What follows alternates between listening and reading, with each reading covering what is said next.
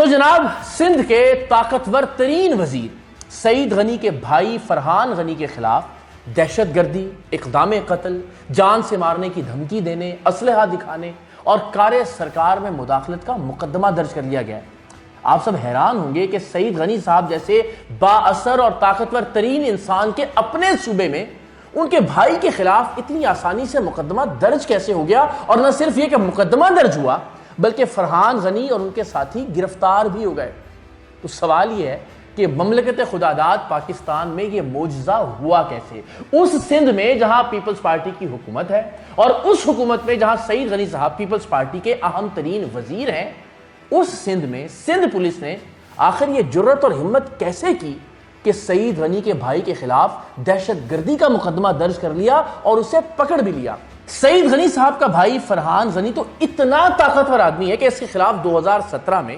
اس وقت کے S P doctor رضوان نے ایک رپورٹ اپنے اعلیٰ افسران کو بھجوائی تھی کہ یہ شخص یعنی فرحان غنی محمود آباد اور چنیسر گوٹ میں منشیات فروشی کا نیٹ ورک چلاتا ہے۔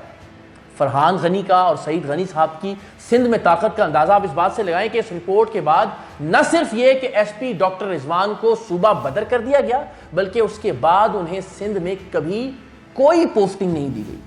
تو ظاہر ہے حیرانی تو بنتی ہے کہ اتنے طاقتور آدمی کے خلاف سندھ پولیس نے اتنا سنگین مقدمہ درج کیسے کر لیا؟ کیا واقعی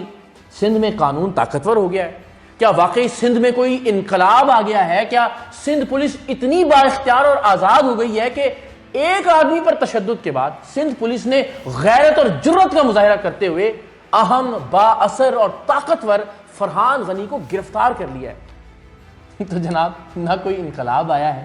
نہ پولیس میں غیرت اور جرت آئی ہے۔ فرحان غنی اور ان کے ساتھیوں نے اپنی فرعونیت میں اور طاقت کے نشے میں جس شخص پر بے ہمانہ تشدد کیا تھا وہ دراصل ایک فوجی اہلکار تھا جو national radio and telecommunication corporation کے تحت علاقے میں کیبلنگ کا کام کر رہا تھا، اور اس علاقے میں ٹی وی اور انٹرنیٹ کیبل نیٹ ورکس پر فرحان غنی کا قبضہ ہے۔ جو کسی بات پر لڑائی شروع ہوئی، پہلے اس فوجی اہلکار کو سڑک پر مارا پیٹا گیا، پھر اسے قریب کے پیٹرول پمپ پر لے جا کر وہاں اس پر بہمانہ تشدد کیا گیا، اور بدماشی کی انتہا دیکھیے کہ اتنے تشدد کے بعد فرحان غنی نے پولیس بھی خود ہی بلوائی اور پولیس اسی بیچارے کو پکڑ کر لے گئی جس پر تشدد کیا گیا تھا۔ وہ تو بعد میں پتا چلا کہ مار کھانے والا فوجی اہلکار تھا، اور اب یہ ہے صورتحال کہ ادارہ اس فوجی اہلکار کے پیچھے کھڑا ہے۔ فرحان غنی پر دہشت گردی، اقدام قتل، جان سے مارنے کی دھمکی دینے، اسلحہ دکھانے، کار سرکار میں مداخلت کرنے اور بہت ساری باقی دفعات کے تحت مقدمہ درج کر لیا گیا ہے، اور فرحان غنی کو مہمان بنا کر ان کی خدمت اور درگت کی جا رہی ہے۔ لیکن ذرا ایک لمحے کے لیے سوچئے کہ اگر اس فوجی اہلکار کی جگہ کوئی عام آدمی ہوتا تو اسے جوتے بھی پڑتے، اس پر تشدد بھی ہوتا، مقدمہ بھی اسی کے خلاف درج ہوتا اور اسے ذلیل بھی کیا جاتا۔ تو گھبرانے کی ضرورت نہیں ہے، نہ کوئی انقلاب آیا ہے